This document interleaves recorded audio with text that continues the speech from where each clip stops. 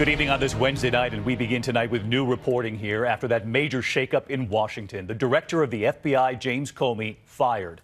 Learning of it on television, he thought it was a prank. The president's termination letter then read to him on the phone. But tonight here, major questions. Why fire Comey and why now? The White House saying the Department of Justice, in particular, the Deputy Attorney General, recommending Comey's departure.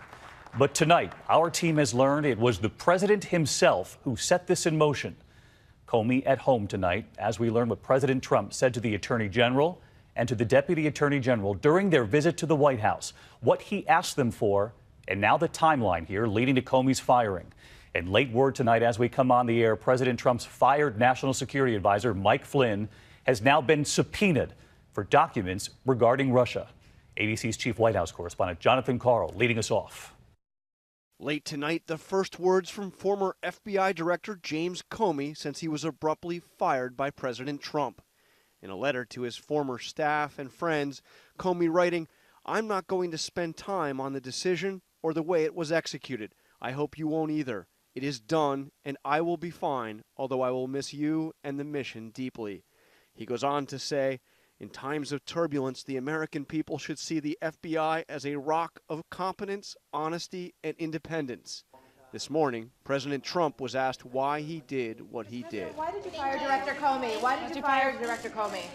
Because he wasn't doing a good job, very simply. He was not doing a good job. The big question tonight, why now? The White House initially said the president lost confidence in Comey just yesterday after receiving this memo from Deputy Attorney General Rod Rosenstein. Rosenstein blasted Comey's handling of the Hillary Clinton email investigation, singling out the July news conference where the director declared that he would not prosecute Clinton, but then went on to criticize her at length. Rosenstein implied Clinton had been treated unfairly, saying, quote, "We do not hold press conferences to release derogatory information about the subject of a declined criminal investigation." Rosenstein's memo was delivered to the White House shortly before 2:30 p.m. yesterday.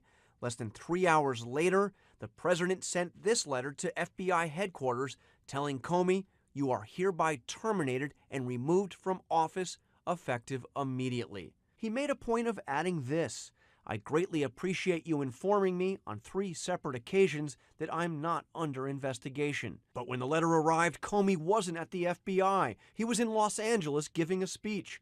On a television, he saw a headline that he had been fired. At first, he thought it was a prank, but then he got on the phone with his office and an aide read the president's letter. Later that night, cameras caught him boarding a government plane for the long flight home.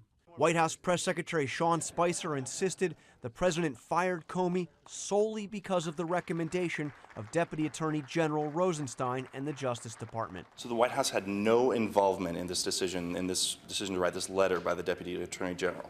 That's correct. But that was not correct. In fact, today we learned that the president had specifically asked the Deputy Attorney General to write the Comey memo. Deputy Press Secretary Sarah Sanders, filling in for Spicer, said the president had in fact been thinking of firing Comey for a long time. The president, over the last several months, lost confidence in Director Comey.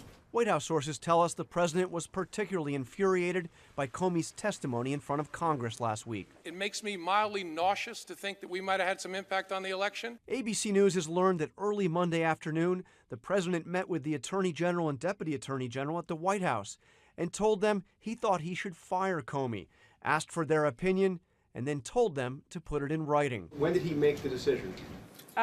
He made the decision for the final decision to move forward with it was yesterday, but I know that he's been contemplating it for a while. Was the reason for the firing what was written by the Deputy Attorney General? Is that why he did it? That was, I think, the final piece that moved the president to make that quick and decisive action yesterday. So let's go live to John Karl at the White House tonight. And John, the White House insisting today that Comey was fired primarily over his mishandling of the Clinton investigation, treating her unfairly.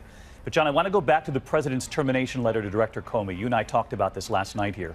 The president writing, "I greatly appreciate you informing me on 3 separate occasions that I am not under investigation." That's what the president wrote to Comey in the termination letter.